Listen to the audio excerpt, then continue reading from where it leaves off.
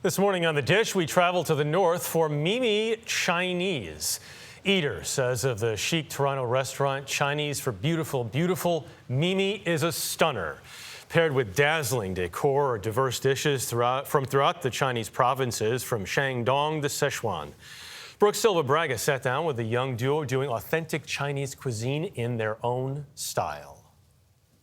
Go in with the spoon, actually. Get a little bit of the broth. David Schwartz is certain what you should want, You eat this one with your hands. whether you knew you wanted it or not. Take a little of the rice, put it in your bowl. From the food to the vessel, Bowl or plate? Bowl. That's a good question as well. to the way your eyes adjust as you step into his restaurant. But you told me the #1 complaint is people say it's too dark. And people say it's too dark. For us, it's perfect.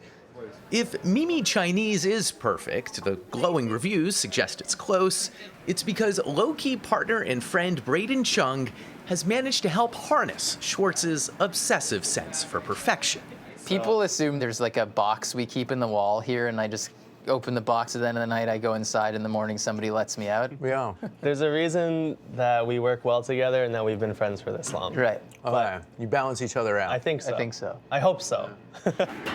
Mimi Chinese is also a balance, dishes aiming for the authenticity of a Chengdu street corner served in an upscale Toronto dining room. 4-piece gift turn up to $501. Some potential investors recoiled, fearing it would be too Chinese for Western diners and not Chinese enough for those who grew up on chashu pork This is a 3-day process. or whole fish. And inside is actually an aged tangerine peel.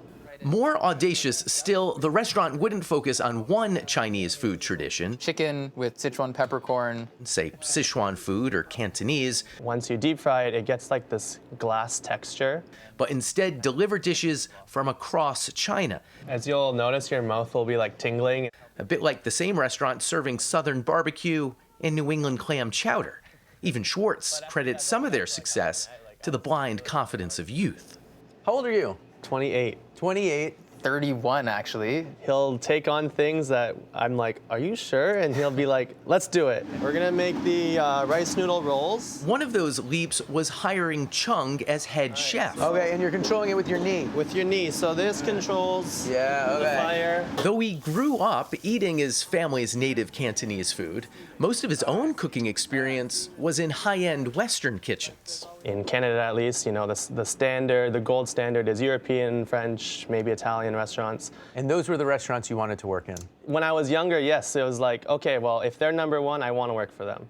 He also trained at Michelin-starred restaurants in Japan, and at Mimi melds all that fine dining sensibility with old-school technique. Did you have any trouble your first time doing this? First time was a nightmare. I didn't know what I was doing. How long does it take to learn? Many hundreds of hours. Oh. The reward is the subtle, unique wok flavor of stir-fried rice noodles. There's just that little bit of char as like this different kind of flavor. So I actually live around the corner. Okay. And I've eaten at probably every single place in Chinatown. Maybe, ironically, it's Schwartz, a Jewish kid from the Toronto suburbs who's long been consumed with Chinese cooking. I spend all of my off time eating at these places. I still do. It's like all that I do.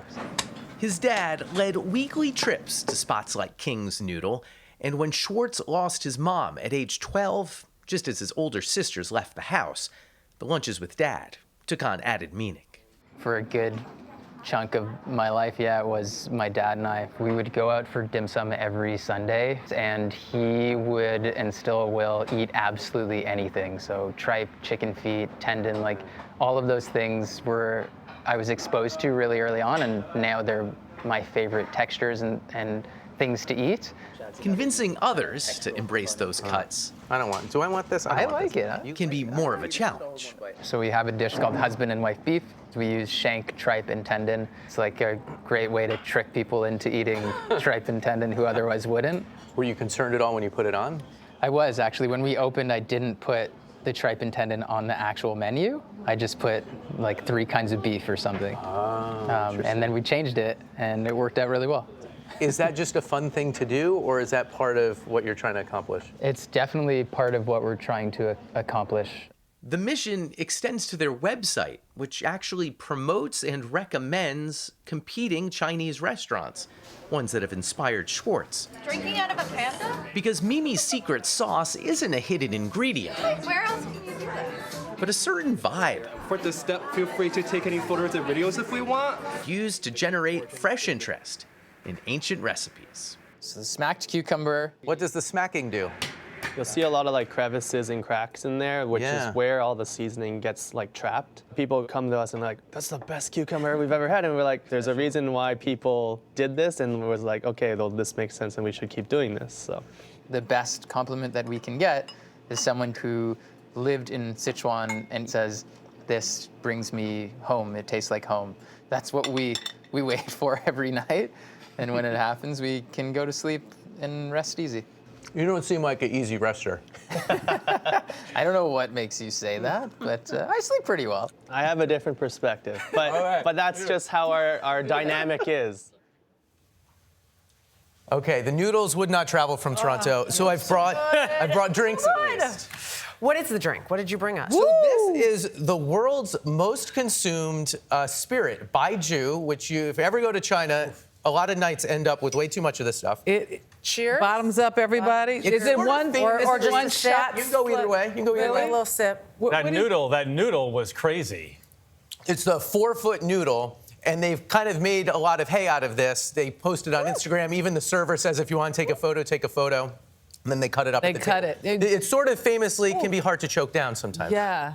That has a little afterkick, by Yeah, the it way. does. I was like, oh, that's smooth. Jeff, why aren't you drinking? Because I don't want it. I love that they recommend competing restaurants. Yes, I do too. Right? They see themselves Like as the confidence ambassadors, in that. ambassadors for the food.